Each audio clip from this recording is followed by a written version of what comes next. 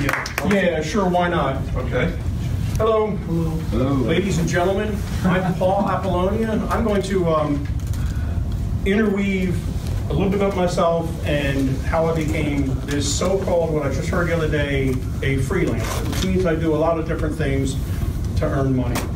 But what amazed me the most is as I was creating this speech or this talk, how the connections through my life have led me to where I am, like right now. So let's start way back, not all the way back to when I was born, but back when I was, I guess, about 7 or 8, there was a, I've been always hustling, legally hustling to make money around the neighborhood, you know, mowing lawns, stuff like that. And my earliest memory is there was a guy up the street that wanted his lawn mowed every Saturday, and he said, okay, whoever gets here the earliest can mow the lawn. Well, back in those days, you couldn't run a mower back, you know, at like 8 o'clock in the morning. It was, you know, not right to do that. Now they do that. But so I thought about it, and I got there at 9, and there was somebody there mowing the lawn. Darn, there's got to be another way for me to get this lawn mowed earlier. And I went, wow, I know what I can do. I can get one of those old push mowers. Well, back then they weren't old, you know, the old, you know, without the motor on them, you know, just a push mower. And I thought, so I ran around to the garage sales that day with my bicycle and found one, dragged it home, and next Saturday I was there at 7 o'clock in the morning, had his lawn mowed and done by the time the guy got up.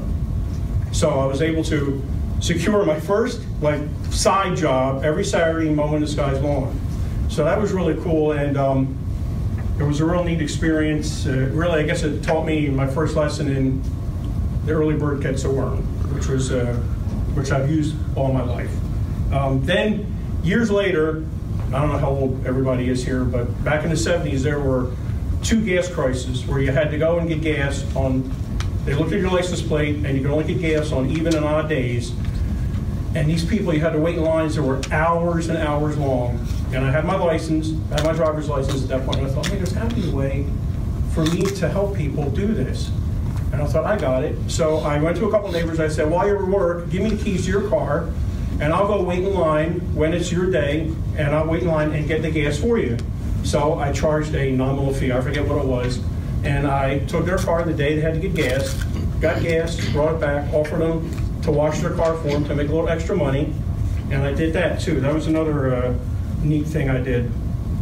And I just did a bunch of different odd jobs through school, from mowing lawns, obviously, raking leaves, weeding gardens, watching dogs, and not cats, sorry, I'm not a cat guy, and did that. But then I got married in 1983 to my now wife. We'll be married 33 years in June. So during the time after I got married, I thought I need to get something as like a real 9-to-5 type job. I was doing part-time small engine work at a very small engine shop, no pun intended, near my house. And it was funny, I got that job by basically networking at an early age. I would go up there after school and talk to the guys, and I finally met the owner, and he let me in to have the job after school and on Saturdays. So I was working a small engine job, enjoyed it, and that's a real key point because I'm still doing that today on the side as one of my freelancing things. So I was doing small engine stuff, and then I decided I needed to get a 9-to-5 job, but I didn't have any education or anything like that. So I went back to school, got a job in computers, did that for 20 years, and I learned again the power of networking and never burning your bridges behind you. Because all through my career, I was able to move around, and it was funny, I'd be working with one person at one job a year, and then like 2 years later, that same person would be interviewing me somewhere else totally different. So never burn your bridges behind you. I've learned that. That's helped me out a whole lot with everything I've done so far.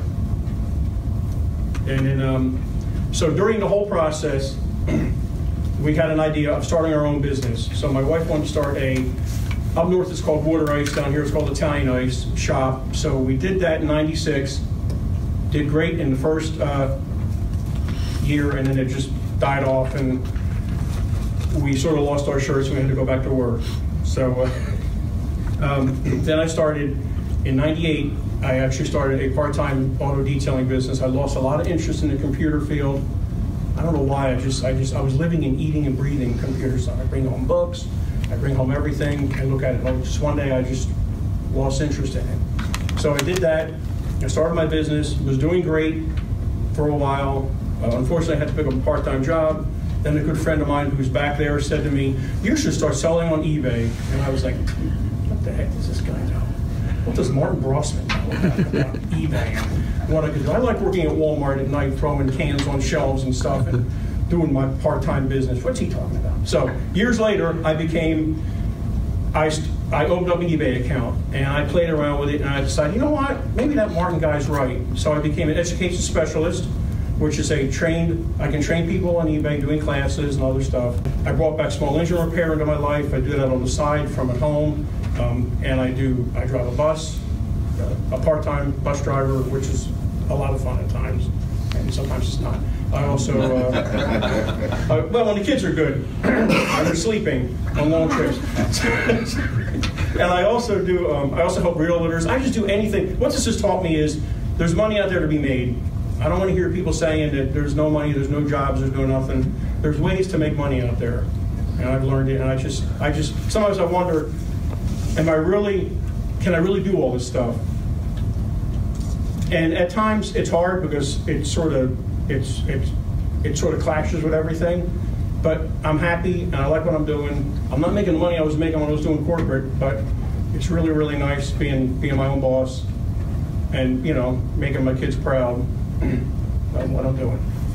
And thank you so much. Thank you.